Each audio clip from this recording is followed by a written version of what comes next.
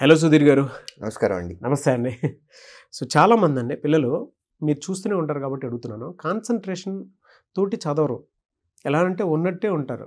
కానీ వాళ్ళు కానీ వాళ్ళ మైండ్ సెట్ కానీ ఎక్కడో వేరే ప్రపంచంలో ఉంటారు. ఒక డ్రీమీ వరల్డ్‌లోకి వెళ్ళిపోతారు.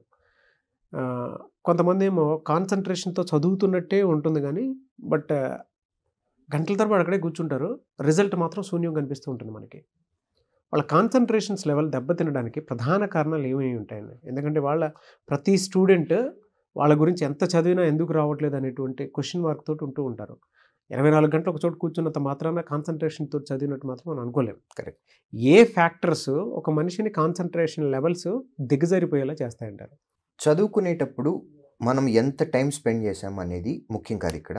ఎంత క్వాలిటీ టైం స్పెండ్ చేస్తున్నాం అనేది ముఖ్యం. అవును. సో ఫస్ట్ చదివేటప్పుడు స్టూడెంట్‌కి ఇంట్రెస్ట్ అనేది ఉండాలి. ఆ ఇంట్రెస్ట్ మిస్ అవ్వటానికి బోల్డ్ అని ఫ్యాక్టర్స్ ఉంటాయి. ఇంటి దగ్గర నుంచి ప్రెషర్స్, ఫైనాన్షియల్‌గా కానివ్వండి, లేకపోతే ఇంకెప్పుడు ఉద్యోగం వస్తది అనే ప్రెషర్స్ కానివ్వండి. దీంతో పాటు మెంటల్‌గా తనకి ఇంతకు ముందు జరిగినటువంటి ఇన్సిడెంట్స్ కొన్ని ఉంటాయి. అది గతంలో జరిగిన ఎగ్జామ్స్‌లో ఫెయిల్ అవ్వటం కానివ్వండి, లేకపోతే కాంపిటేటివ్ ఎగ్జామ్స్‌లో పెర్ఫార్మెన్స్ కానివ్వండి, ఫ్యామిలీ హిస్టరీలో జరిగేటటువంటి ఇన్సిడెంట్స్ కానివ్వండి, అవునండి. గతంలో ఏదైనా తనకి ఒక దెబ్బ తగిలినప్పుడు దానిలో నుంచి పైకొచ్చే క్రమంలో జరిగేటటువంటి ఇన్సిడెంట్స్ కానివ్వండి, డిస్టర్బెన్సెస్, వీటన్నిటి ఫ్యాక్టర్స్ అనేవి మైండ్లో రన్ అవుతూ ఉంటాయి. ఓకే. లేదా వీళ్ళు ఎవరైనా ప్రేమించిన ఎవరైనా ప్రేమించి వాళ్ళు లెటర్ ఏదన్నా ఇచ్చి వాళ్ళు నో చెప్పకపోయినా, లెటర్ ఏదన్నా ఇచ్చి నో చెప్పినా, లేకపోతే ఆల్రెడీ ఎస్ చెప్పి ఇప్పుడు మళ్ళీ నో చెప్పినా, బ్రేకప్ అయినా ఇన్సల్ట్ ఫీల్ అయిపోతా ఉంటారు. తర్వాత బెస్ట్ ఫ్రెండ్ ఉంటాడు, వాడితో ఏదన్నా మెంటల్గా డిస్టర్బెన్స్ వచ్చింది, బెస్ట్ ఫ్రెండ్ మేల్ అయినా సరే, సేమ్ జెండర్, లేదు ఫ్యామిలీలో ఒకళ్ళని ఒక మాట అనుకున్నా, ఫినాన్షియల్ డిస్టర్బెన్సెస్, ఇట్లా సో మెనీ ఫ్యాక్టర్స్ అనేవి స్టూడెంట్ చదువుకునే టైంలో మైండ్ మీద ఇంపాక్ట్ చూస్తాయి. ఇంటర్నల్గా సైకలాజికల్. ఎస్. దీంతో పాటు ప్రాపర్ స్లీప్ కూడా ఉండాలి, ప్రాపర్ ఫుడ్ కూడా ఉండాలి. వీటిల్లో ఏదొచ్చినా సరే ఫిజికల్గా చేంజెస్ కూడా వస్తాయి. ఇవన్నీ కూడా ఇండైరెక్ట్గా మెంటల్గా మైండ్ మీద ప్రెషర్ చూపిస్తాయి.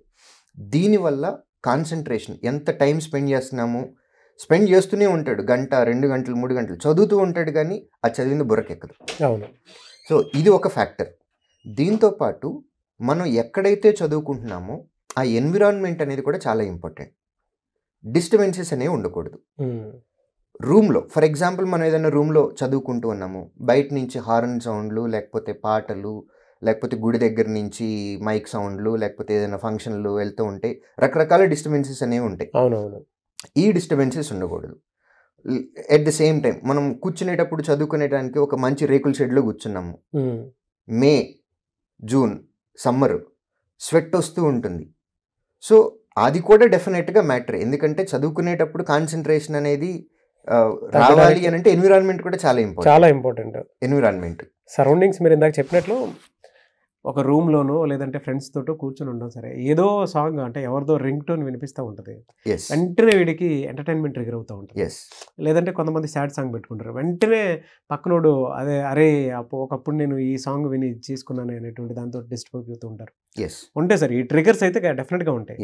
మీరు ఇందాక చెప్పినట్లు ఒక షెడ్లో కూర్చొని చదివేటప్పుడు పిల్లలకి ఏ విధంగా ఉంటుందంటే ఫోకస్డ్గా వెళ్ళాలనుకున్నా కూడా తెలియకుండానే స్వెట్ రావటము, లేదంటే ఆ ఒక్క పూతకి సింపుల్గా చెప్పాలి అని అంటే దానికి ఏం అర్థం కాదు. ఒక్కొక్కసారి చదువుతున్నట్టే కూర్చొని చేద్దామనే మైండ్ అనుకుంటుంది కానీ బాడీ సహకరించదు. సో బాడీకి సంబంధించినటువంటి ఆ సూటబుల్ ఎన్విరాన్మెంట్ అనేది ఉండాలి. అవును. ఎక్కువ చలిగా ఉన్నా కానీ చదవలేడు, అలానే ఎక్కువ వేడిగా ఉన్నా కానీ చదవలేడు.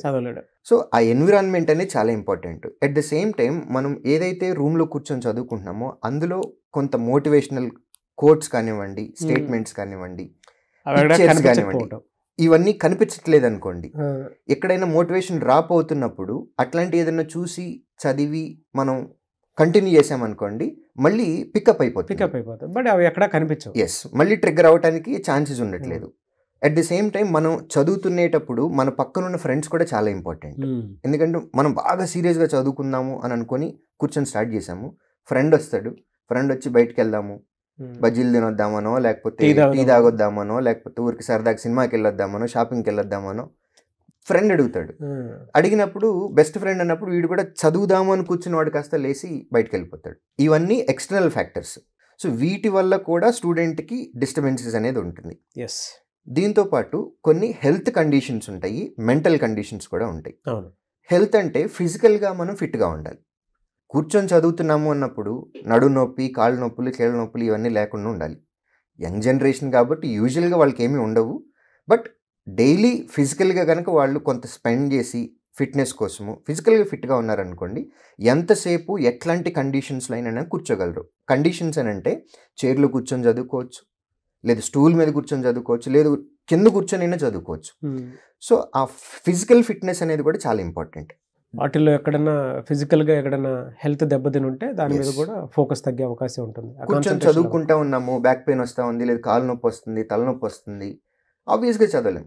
మన బాడీలో అన్ని ఆర్గాన్స్ బ్రహ్మాండంగా పనిచేసిన రోజున బాగా పనిచేస్తుందనే హ్యాపీనెస్ మనకు తెలియదు. కానీ ఎక్కడైనా ఏదైనా ఒక చిన్న ప్రాబ్లం వచ్చిందా, ఆ ప్రాబ్లం అనేది మన మైండ్ని డిస్టర్బ్ చేసేస్తుంది. చీము కుట్టినా సరే మనకు నొప్పి వస్తుంది, మైండ్ డిస్టర్బ్ అయిపోతుంది. సో దీంతో పాటుగా మనకి మెంటల్గా అనేది కూడా పీస్ఫుల్గా ఉండాలి.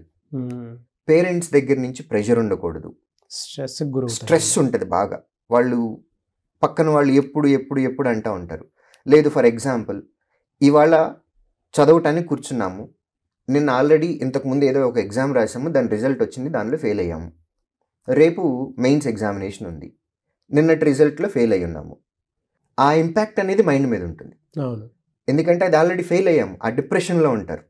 ఆ డిప్రెషన్లో నుంచి బయటకు వచ్చి నెక్స్ట్ది చూసుకోవటానికి ఆ బ్యాలెన్సింగ్ అనేది స్టూడెంట్లో కాన్సన్ట్రేషన్ అనేది కుదరదు. ఎస్, ఎందుకంటే పాస్ట్లో జరిగిన ఇన్సిడెంట్ అది, దాన్ని అక్కడ మర్చిపోయి నెక్స్ట్ది స్టార్ట్ చేయాలి. కాకపోతే ఇప్పుడున్న జనరేషన్కి ఎలా కోపప్ అయి బయటికి రావాలి, దానిలో నుంచి నెక్స్ట్ టార్గెట్లు ఏంటి మనది అనేది షిఫ్ట్ అవటం అనేది తెలియాలి. ఆ షిఫ్ట్ అవ్వకపోవటం తెలియకపోయినా సరే ఫోకస్ తగ్గుతుంది, ఫోకస్ తగ్గిపోతుంది. దీంతో పాటు మెంటల్గా చాలా పీస్ఫుల్గా ఉండాలి. ప్రాపర్ ఫుడ్ తీసుకోవటం కానివ్వండి, ప్రాపర్ స్లీప్ కానివ్వండి, ప్రాపర్ ఫిజికల్ యాక్టివిటీస్ కానివ్వండి, వీటిల్లో ఏ ఒక్కటి బ్యాలెన్స్ తప్పినా సరే చదువుకోవటానికి కూడా మనం ప్రాపర్ కాన్సన్ట్రేషన్ అనేది ఉండదు. మెంటల్ హెల్త్ డిజార్డర్స్లో కొంతమంది పిల్లలు హైపర్ యాక్టివ్గా ఉంటారు. ఆ హైపర్ యాక్టివ్నెస్ వల్ల ఏంటంటే స్టెబిలిటీ అనేది ఉండదు. ఇప్పుడు చేసిన పని చేద్దామని స్టార్ట్ చేస్తారు, ఇమ్మీడియట్గా వేరే దానిలోకి షిఫ్ట్ అయిపోతారు. ఒక పని మొదలు పెడతారు, పూర్తి చేయటం తెలీదు, సగంలో ఆపేసేసి మళ్ళీ ఆ హైపర్ యాక్టివ్నెస్లో ఇంకోటి చేసేయటానికి వెళ్ళిపోతారు. రైట్. సో ఇది ఉంటుంది. దీంతో పాటు కొంతమందికి యాంగ్జైటీ ఎక్కువ ఉంటుంది. యాంగ్జైటీ ఎందుకు వస్తుందో తెలియదు, కానీ ఎక్కువ యాంగ్జైటీ, ఫెయిల్ అయిపోతానేమో, ఫెయిల్ అయిపోతానేమో, రాకపోతే ఏంటి, ఇంట్లో వాళ్ళకి ఏం సమాధానం చెప్పాలి, ఫ్రెండ్కి వచ్చేస్తుందేమో, నాకు రాదేమో.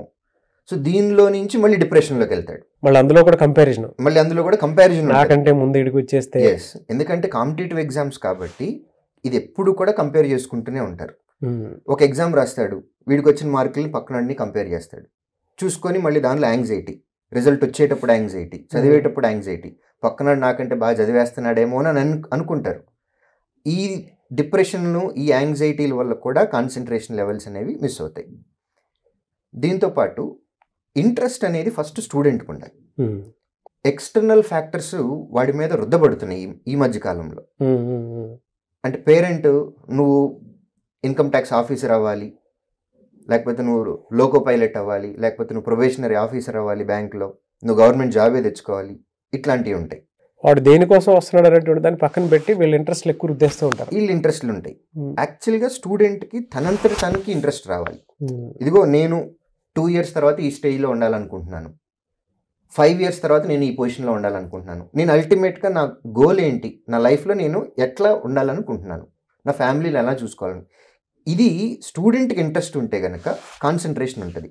ఇలా కాకుండా పేరెంట్ కనుక వాళ్ళ ఇంట్రెస్ట్ని స్టూడెంట్ మీద రుద్ది చదివిస్తే బలాన్ని కనుక తీసుకొచ్చినట్లయితే, స్టూడెంట్ని ఇన్స్టిట్యూట్కి తీసుకొచ్చినట్లయితే, అప్పుడు కాన్సన్ట్రేషన్ లెవెల్ అనేది లోపల, ఎందుకంటే వీడికి చదువుకోవాలని ఉంటుందండి, మాస్టర్స్ చేయాలని ఉంటుంది, లేదు బిజినెస్ చేయాలని ఉంటుంది, ఇంకోటి ఏదో చేయాలనుకుంటూ ఉంటాడు. కానీ పేరెంట్ ఇంట్రెస్ట్ వల్ల వీళ్ళు ఇక్కడికి వచ్చారు, వీడి ఇంట్రెస్ట్ వేరే దాని మీద ఉంది. చదవాలి అని అంటే పుస్తకాలు ఎదురు పెట్టుకొని ఊరికే గంటలు గంటలు చదువుతూ ఉంటారు కానీ మైండ్లో వేరేది రన్ అవుతూ ఉంటుంది, వీడి ఇంట్రెస్ట్ల మీద పోతూ ఉంటుంది. సో ఇది ఒకటి ఫ్యాక్టర్. వాడికి స్టూడెంట్కి వాళ్ళంతటా వాళ్ళకి ఇంట్రెస్ట్ ఉంటే గనక ఎంత టైం స్పెండ్ చేసినా సరే క్వాలిటీగా స్పెండ్ చేయగలరు. సో ఎవరు ఎక్కడి నుంచైనా అప్రోచ్ అవ్వచ్చా మిమ్మల్ని అప్రోచ్ అవ్వాలంటే? డెఫినెట్గా మాకు ఫీడ్బ్యాక్ సిస్టమ్ అనేది ఒకటి ఉంటుందండి. ఏ బ్రాంచ్లో స్టూడెంట్ అయినా వాళ్ళకి కష్టం కలిగితే ఫీడ్బ్యాక్ అని వాళ్ళ అకౌంట్లోనే ఉంటుంది. అది కనుక పెడితే దాన్ని నేనే చదువుతాను. అవసరాన్ని బట్టి ఫోన్ చేసి కూడా పిల్లోడికి కష్టం బాగా ఎక్కువ ఉంది అంటే నా అంతటి నేను ఫోన్ చేసి కూడా మాట్లాడతాను. Great sir. ఆ ఫీడ్బ్యాక్లన్నిటికీ ఆన్సర్ కూడా నేనే పెడతానండి. ఒక్కొక్క టీచర్గా కాకుండా ఫాదర్హుడ్ నేచర్ తోటి స్టూడెంట్స్ని గైడ్ చేస్తారు. డెఫినెట్గా అండి. మేము మా పిల్లలతో నిజం చెప్తున్నాం, ఎవరు నమ్మరు. మేము మా పిల్లలతో గడిపే టైం కన్నా ఈ పిల్లలతో గడిపే టైం ఎక్కువ అండి. ట్రూ సార్, నా మార్నింగే చూశాను ఇందాక. Anyways thank you so much Sridhar sir. Thank you.